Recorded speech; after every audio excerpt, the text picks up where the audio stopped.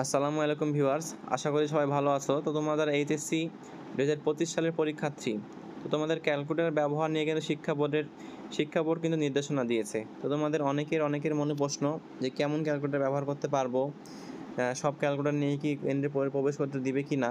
তা আসলে আমরা এই বিষয়ে বিস্তারিত পড়ি। আগামী 26 জুন অনুষ্ঠেয় এইচএসসি পরীক্ষায় সায়েন্টিফিক প্রোগ্রামেবল ক্যালকুলেটর ব্যবহার করতে পারবেন না শিক্ষার্থীরা, তবে নন প্রোগ্রামেবল ক্যালকুলেটর ব্যবহার করা যাবে। আগামী 26 জুন অনুষ্ঠেয় এইচএসসি পরীক্ষায় নির্ধারিত 7টি মডেলের সায়েন্টিফিক নন প্রোগ্রামেবল ক্যালকুলেটর ব্যবহার করতে পারবেন শিক্ষার্থীরা। এর পাশাপাশি সাধারণ ক্যালকুলেটরও ব্যবহার করা যাবে। ক্যালকুলেটরের নির্দিষ্ট মডেল উল্লেখ করে এ সংক্রান্ত নির্দেশনা কেন্দ্র সচিব ও সংশ্লিষ্টদের পাঠানো হয়েছে।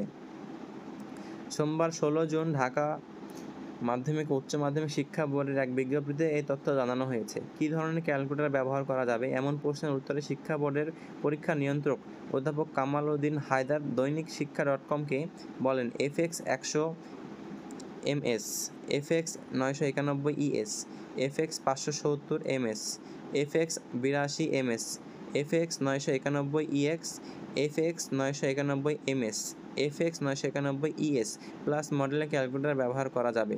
উল্লেখিত মডেলের ক্যালকুলেটর ছাড়াও শিক্ষার্থীরা সাধারণ ক্যালকুলেটর ব্যবহার করতে পারবেন বলেও জানান তিনি। আগামী 26 জুন থেকে এইচএসসি পরীক্ষা শুরু হবে। তত্ত্বীয় পরীক্ষা চলবে 10 আগস্ট পর্যন্ত। 11 আগস্ট থেকে ব্যবহারিক পরীক্ষা শুরু হয়ে চলবে 21 আগস্ট পর্যন্ত। এবার এইচএসসি সমমান পরীক্ষায় অংশগ্রহণ করবেন 12,51,111 পরীক্ষার্থী। এর মধ্যে ছাত্র 6,18,000, 15 জন ও ছাত্রী 6,33,096 জন। গত বছর এই পরীক্ষায় অংশ নিয়েছিলেন 13,32,993 জন পরীক্ষার্থী। সে অনুযায়ী এবছর পরীক্ষার্থী কমেছে 81,882 জন।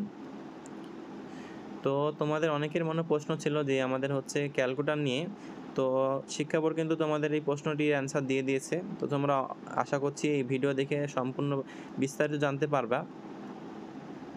তো এই বছর থেকে যে তোমাদের ক্যালকুলেটরের সমস্যার সমাধান করা হয়েছে এটা না, এটা কিন্তু প্রত্যেক বছরই কিন্তু শিক্ষা বোর্ড থেকে নির্দেশনা দেয় যে তোমরা কে কোন ক্যালকুলেটর ব্যবহার করতে পারবা।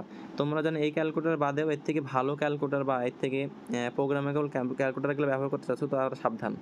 কারণ পরীক্ষা চলাকালীন যদি কোনো কেন্দ্র পরিদর্শক বা কক্ষ পরিদর্শক যদি তোমাদের ক্যালকুলেটর, যেগুলো ক্যালকুলেটর বলা আছে এগুলোর বাইরে কোনো প্রোগ্রামেবল ক্যালকুলেটর তোমাদেরকে দেখে, তোমাদের কিন্তু পরীক্ষা বাতিল করে দেবে। তো তোমরা আগে থেকে সাবধান হয়ে যাও। তোমরা তোমাদের যে শিক্ষা বোর্ডে ক্যালকুলেটরের কথা বলা হয়েছে এগুলো সংগ্রহ করে রাখার চেষ্টা করো। ইনশাআল্লাহ সবার পরীক্ষা ভালো হবে। তো আগামী 26 জুন তোমাদের পরীক্ষা শুরু হবে। এরকম তথ্যবহুল ভিডিও পেতে আমাদের চ্যানেলটি সাবস্ক্রাইব করে পাশেই থাকবে। আসসালামু আলাইকুম।